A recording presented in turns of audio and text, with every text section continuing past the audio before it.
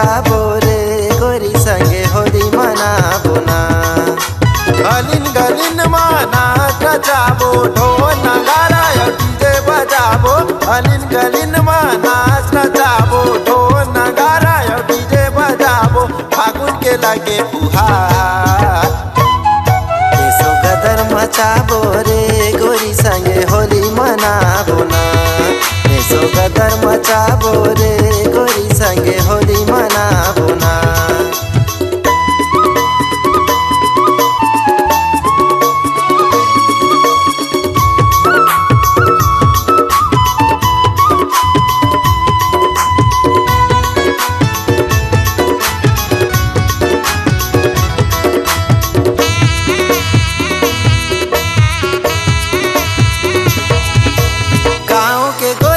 शहर ले आए है आँखी में काजल लिपस्टिक लगाए है। टोकरा घलो देख के सीटी बजाए बारा मोहल्ला जमो बहुराए।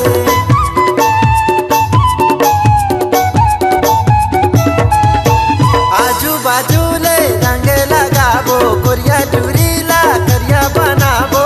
आजू बाजू ले रंग लगाबो कोरिया टूरीला करिया बनाबो। फैशन के डालो बचा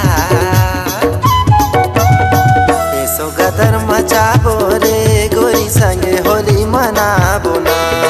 देशो गदर मचाबो रे गोरी संगे होली मनाबो ना।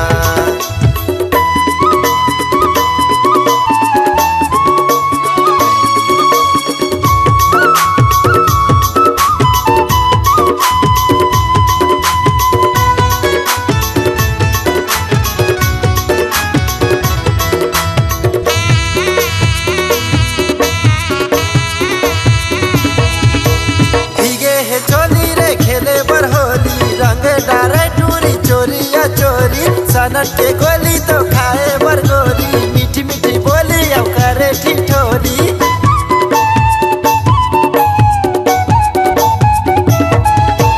किशन मैं तोला राधा बना हूँ माया के रंग में मैं तोला रंगा हूँ। किशन मैं तोला राधा बना हूँ माया के रंग में मैं तोला रंगा हूँ। माया मत रंग जा